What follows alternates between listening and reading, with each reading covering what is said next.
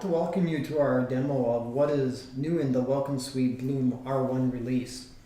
We're proud to again be pushing to empower our users by boosting their overall productivity and comfort by being able to provide them with the tools and the features that they really need, all packaged into just one application.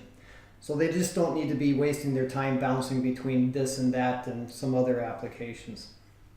So let me introduce our demo team that we have here today.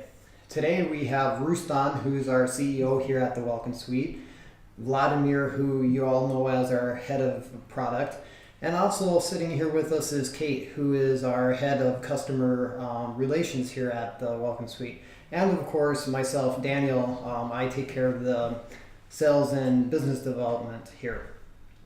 So overall for this release, the Welkin Suite team actually really spent a countless amount of energy going over a lot of feedback and reports and investigating quite a few different approaches that we could take to be able to deliver to you a totally rebuilt code completion.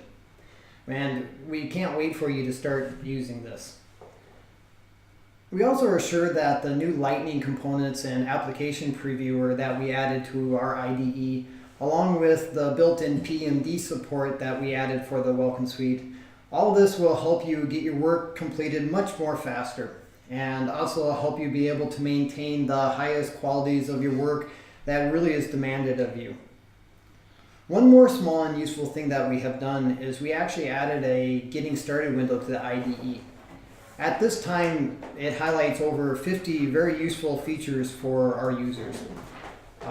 This way, it doesn't matter whether you're just starting out with our IDE or you've been with us for a very long time, you now have a very convenient way of staying up to speed or getting up to speed on the full potential of the IDE.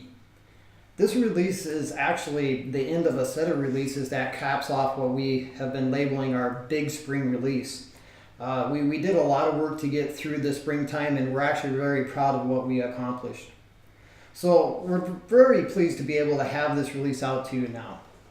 So I think what I'll do now is I will turn the controls over to Kate here, and also please feel free to type out any questions at any time. We'll be happy to answer them throughout the demo, and any leftover questions we'll pick up at the end. Hi everyone. Thank you, Dan. So let's start from the new ability to explore the IDE and how to find the useful tips and about the existing functionality on your features. We have implemented the convenient Getting Started guide that is available for you in the help menu. So here you can see the list of available for you tips at the right and the more detailed description about each of them when you open any. At the left. We want to make it more interesting for you, and on the several seconds video you can watch the most important options to use the feature. Also you can get more detailed information in the Read More link, which leads to TWS, the Welkin Suite documentation. We want to draw your attention that you will see there are only the tips about the functionality which you haven't used yet. So this can be always interesting for you to get new information. We will keep it updated with each the Welkin Suite release to introduce you new features and new abilities of the IDE. If you just have started to use the application and you have trial license, you will see the Getting Started guide each time when you open a project during your TWS session, just a fast project. And the next time you will get it automatically when you will reopen the application. And this is also available for you always in the help menu. And I think now we can move on to our next feature. Okay, so hi everyone, my name is Vladimir. And I guess I'll start from one of the most important changes in this current release. It's huge amount of changes to our code completion and code assistance functionality. First of all, I will start up from the fact that we have almost rewritten it in the third time. So we have changed everything that we have built, like lexer, parser, grammar, all the graphical stuff. So we have done a lot of changes in order to take into account all of your bug reports, all of your reports, and also take into account analysis of a huge amount of code that we have done in the past months. And the first one is, I guess, most reasonable and noticeable changes is that we will have code completion in anonymous Apex files and in static and in triggers. This means that you'll have the same code completion there as in like regular classes. The second one is that as we've changed our grammar, as we've done a lot of changes in that direction, we will have much less situations when the IDE provides you not like convenient help or does not make like suggestions which doesn't make any sense.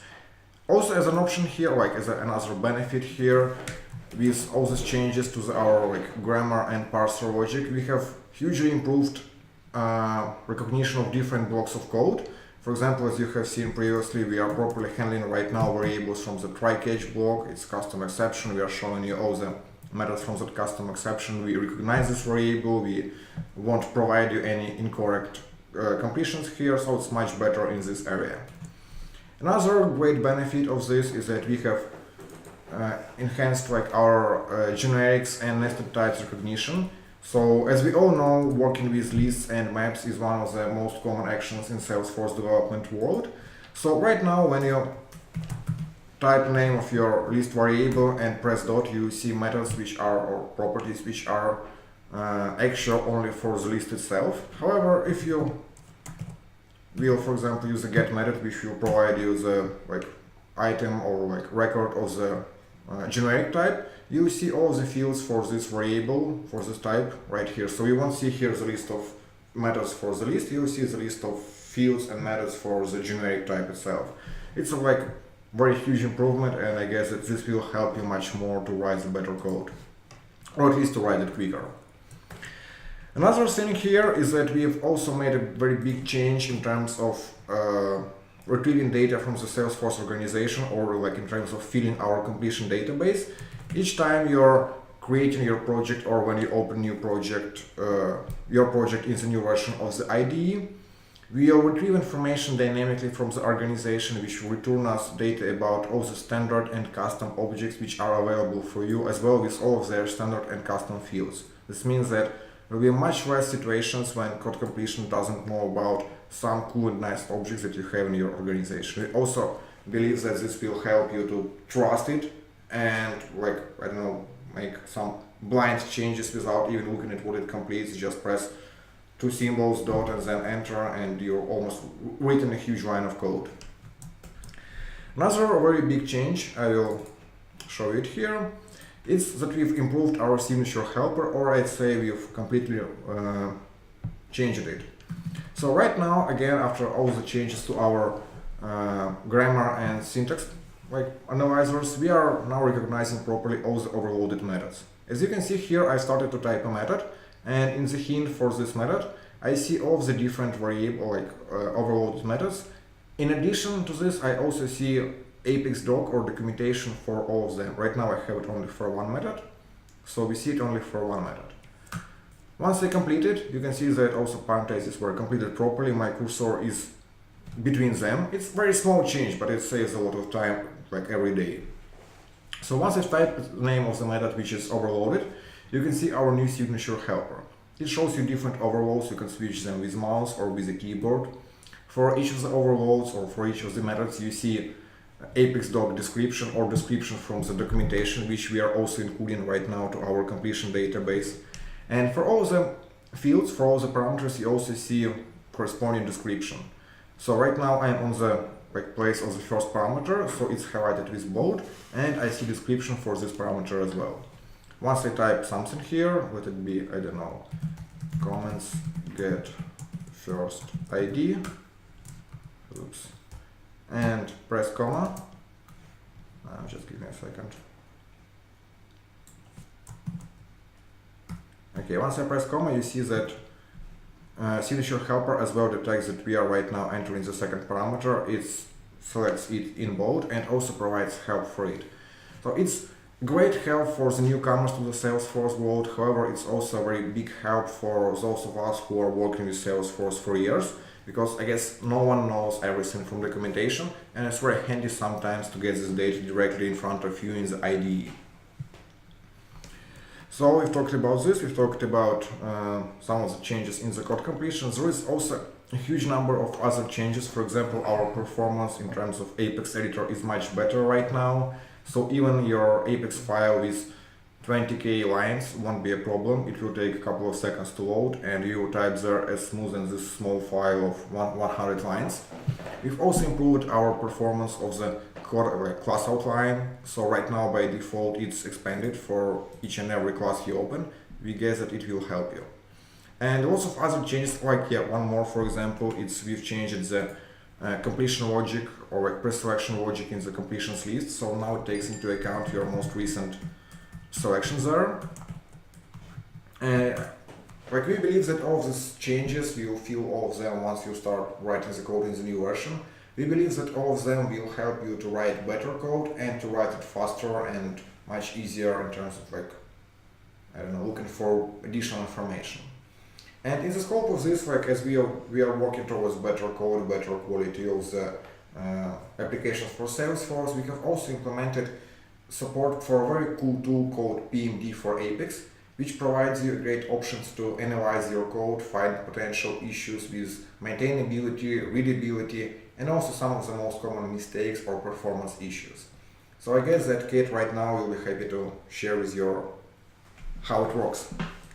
Thank you, sure.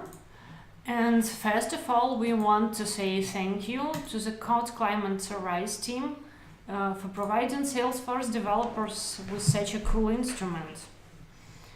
So let's start. PMD provides you with a list of rules which you can use to analyze your code. The most convenient way to work with them is to use the rule sets to check everything that is necessary in one operation.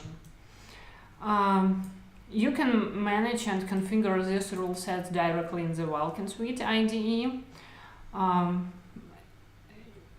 using it from the tools PMD Apex Rule Sets Configurator.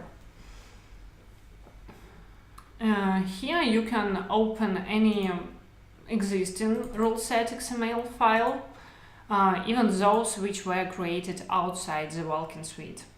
At the same time, you can create new rule sets or use one of the existing templates.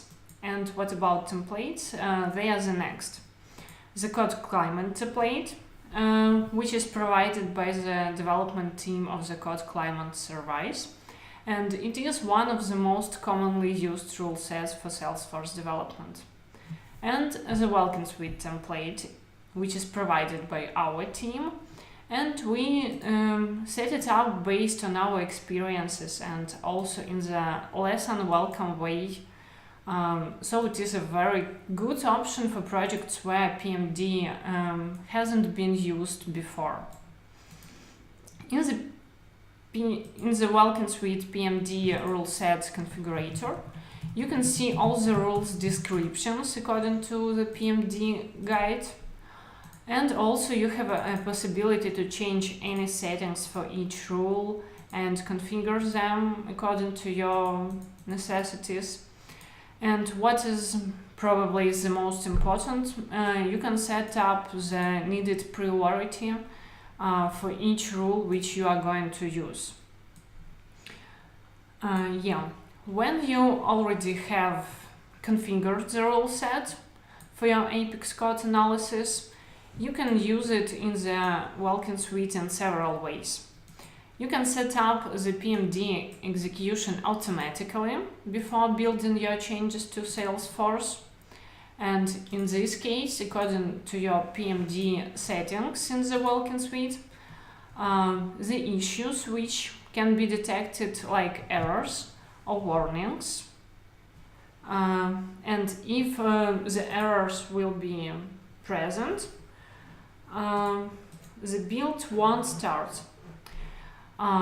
If there will be only warnings, process of updating the changed files on your Salesforce organization will start.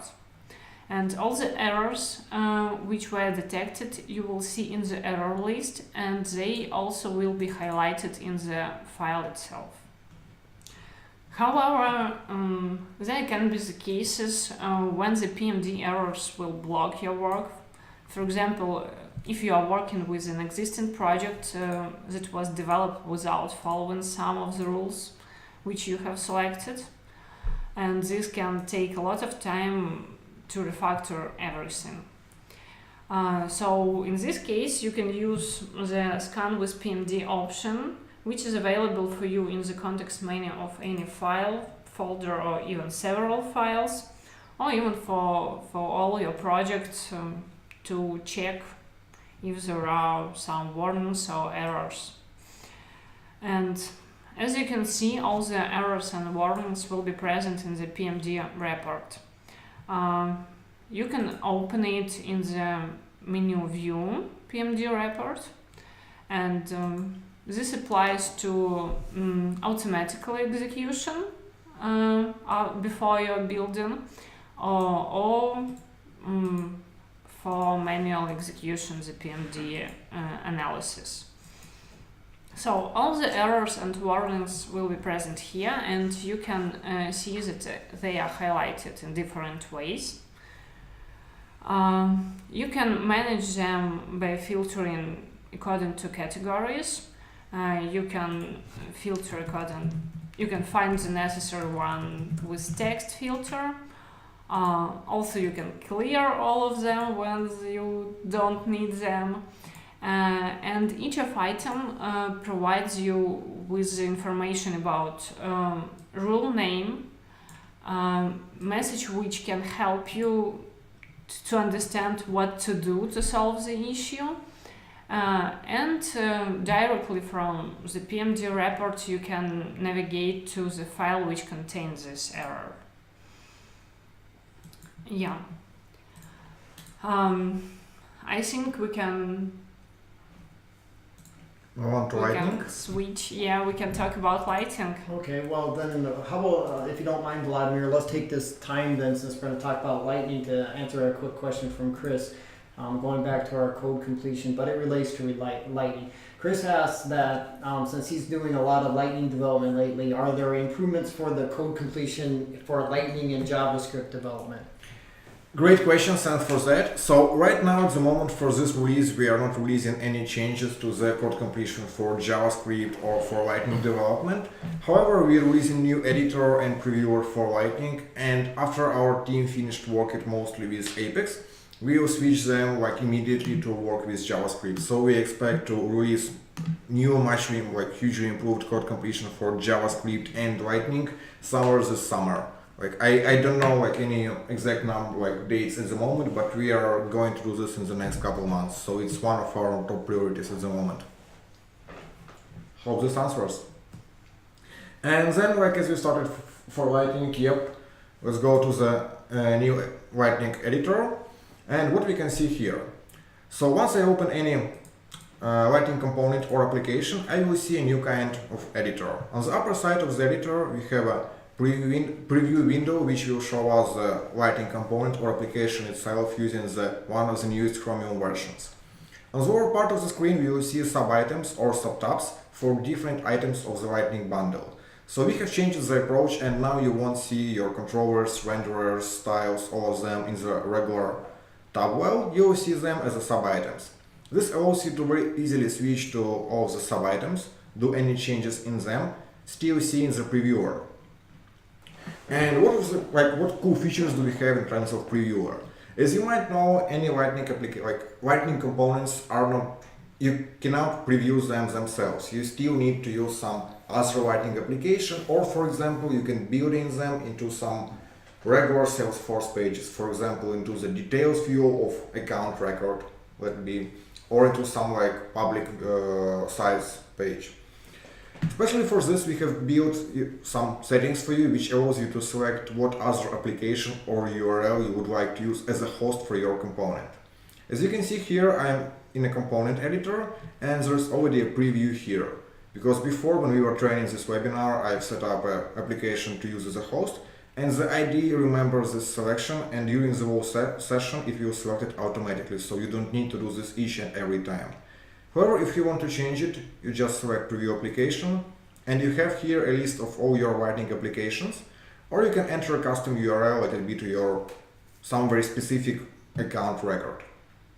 Once I have this application selected, I can also enter parameters like query URL parameters, which will be used by the built-in browser to preview your proper version of your component. For example, if you're building some component which is properly or like somehow nicely shows information about the record, or if it queries some data or currency converter, for example, all of this data is being pasted to this component using the URL parameters. So right now you can specify all of them here, for example, ID something, and these parameters will be passed to your application or component as a part of the preview process. So let's see how we can benefit from it. And okay, we are right now in the style, and I will try to do some clear change here. So I can change the color from this nice blue to some nice orange. And then I change, you can see that subtab item shows us that this file was changed. So I just press F5, and the IDE will send the whole application component bundle to the Salesforce. And once build succeeded, you can see that it have reloaded the preview pane. And then if I hover over this component, you will see that it's right now orange instead of it was previously blue. So it just saves a lot of clicks for you, just saves a lot of time for you.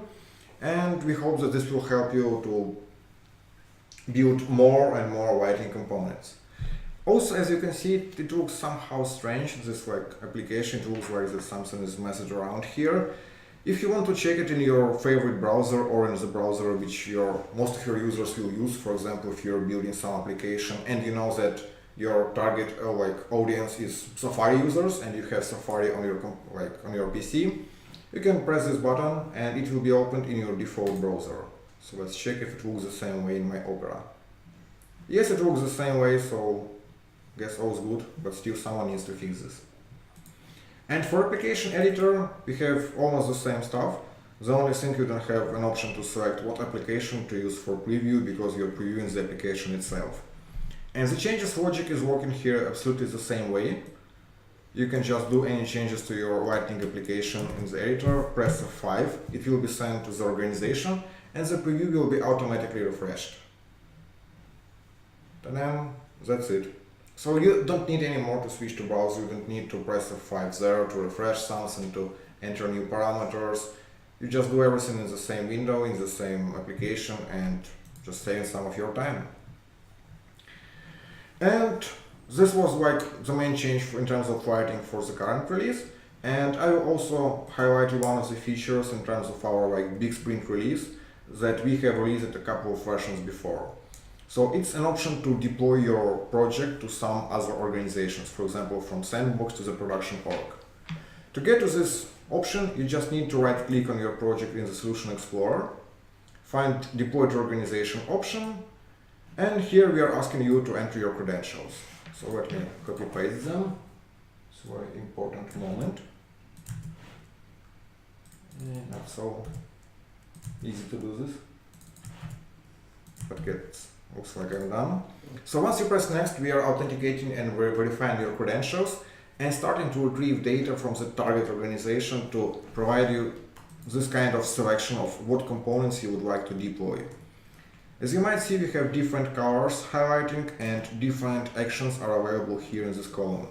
This means that files with no action, they won't be let's say changed because they are available on both your project and in your target organization, and the modification date is the same for both of them. We are for sure that they haven't changed.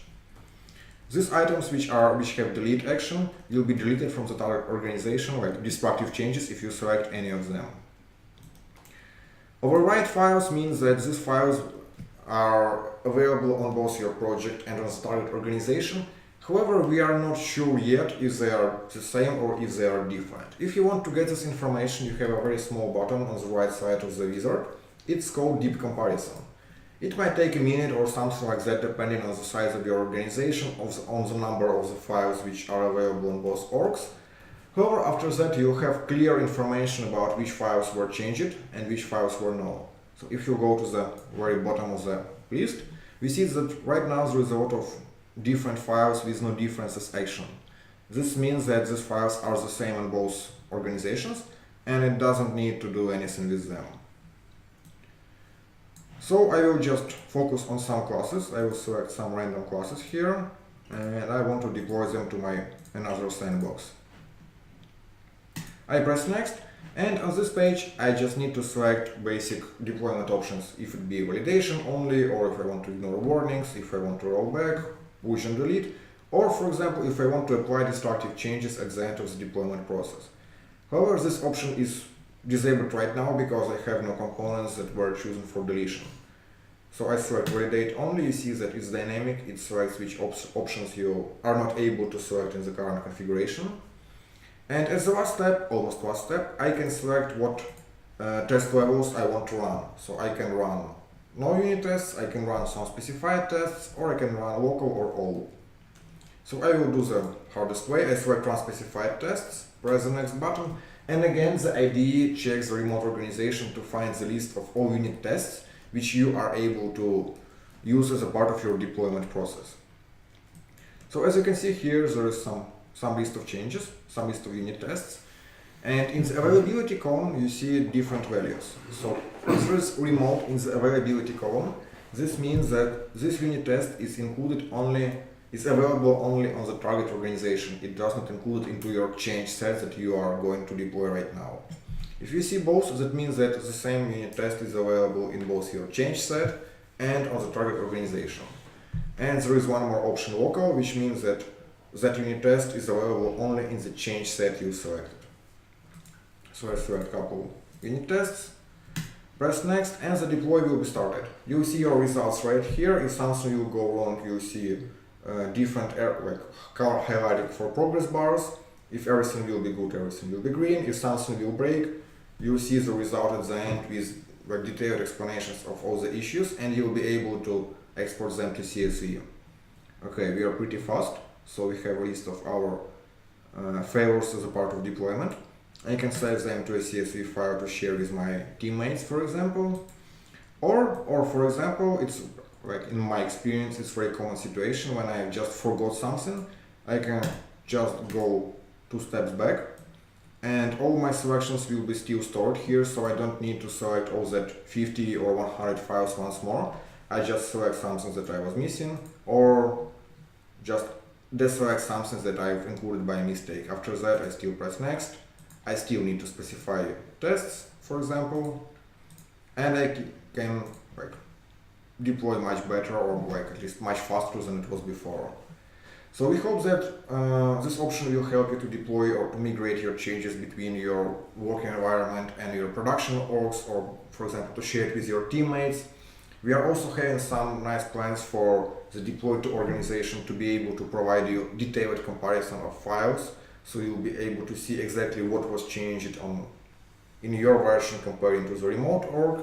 However, I guess Rustam will be the best person to share with you some of our plans for the nearest future. Thank you, Vladimir. Hello, everybody. Actually, I'm really impressed features that you showed right now. So I even didn't think that we implemented so powerful application and with a lot of cool things in them. But okay, let me say a few words about our plan for the next few months. One of the main directions of the next few months is by autumn, by Dreamforce, we consider to implement features needed for Salesforce admins.